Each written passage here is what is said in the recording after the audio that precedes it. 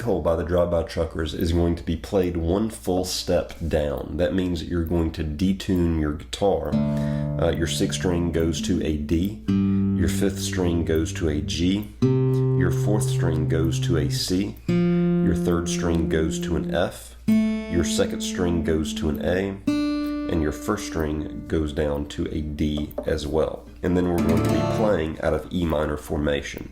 The opening riff, I'm making my E minor here with, you can either make it with your 2nd and ring finger on strings 5 and 4 2nd fret, or it might be easier for you to use your 1st and 2nd fingers on strings 5 and 4 2nd fret. But the riff, that's going to be the strumming pattern for the whole intro. A down, down, up, down, down, up, down, down, up, down, down, up, down, down, up, down, down, up.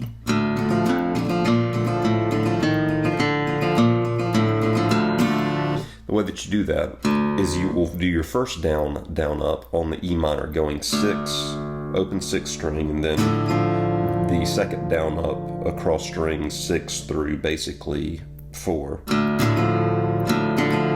And then you'll use your 2nd finger and put it on the 6th string 3rd fret. And that's your 2nd down up, is you'll go down, down, up on this G chord with your 1st and 2nd fingers remaining in that E minor formation.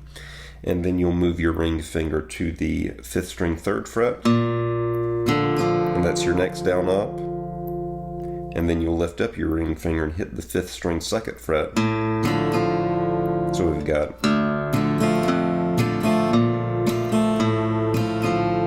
and then what it sounds like probably happens is that they hit and slide the 2nd finger from the 4th string 2nd fret to the 4th string 3rd fret. So,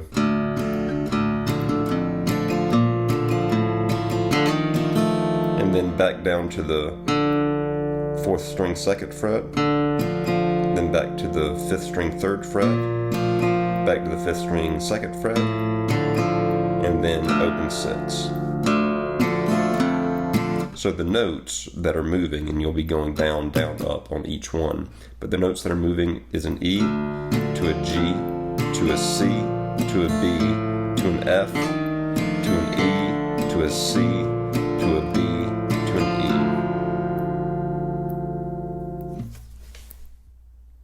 It's worth noting that in that riff,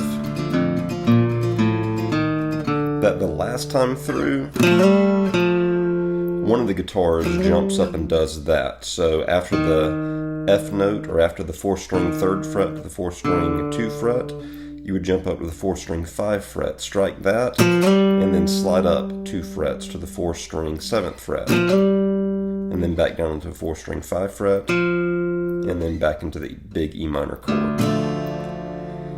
The first change that happens in the intro is going to be a D chord, and it sounds like that gets hammered on into by hitting the open 4th string and then striking down with an open 3 string and hammering on to the 3 string 2nd fret with your 1st finger, with your ring finger already in place for the D chord on the 2nd string 3rd fret. You can leave the 1st string open, or you can fret the 1st string with your 2nd finger on the 2nd fret.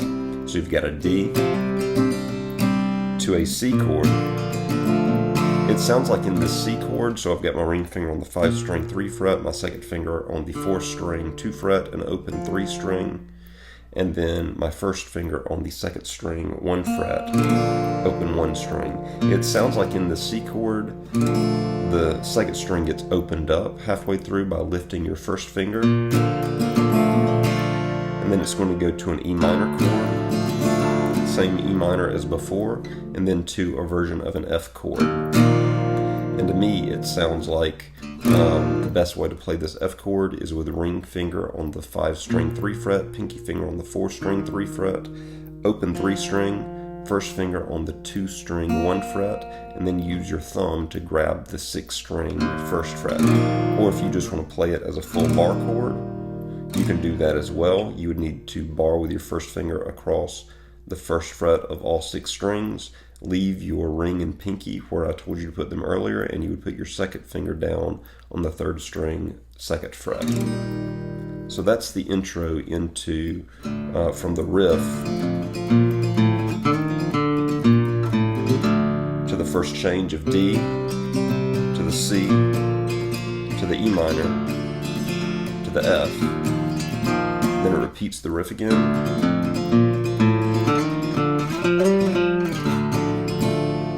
And then we go into the verse. And the verse is just going to be an E minor.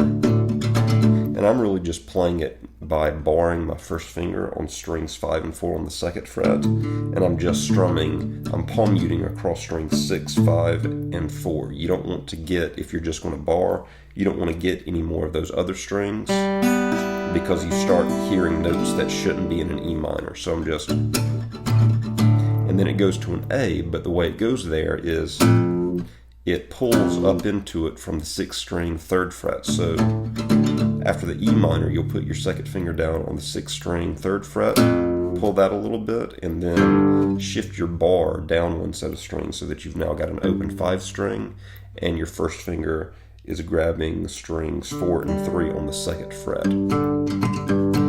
Or if you want to, maybe a better way to do this is make an E minor as before with your 1st and 2nd fingers, pull with your ring finger, and then for the A, just lift up your 1st finger to expose the open 5, leave your 2nd finger on the 4th string 2nd fret, and then if your 3rd string rings out a little bit open, that's fine.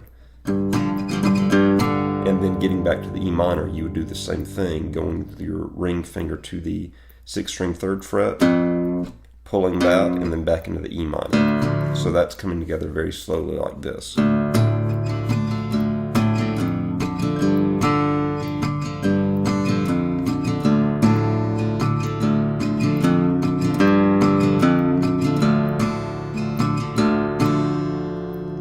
So that's the verse, and then it goes back into that D chord, to the C, to the E minor, to the F. So those are the chords, the movements, and the riffs to Sinkhole by the Drive-By Truckers. Hopefully this gives you an idea of how to approach the song.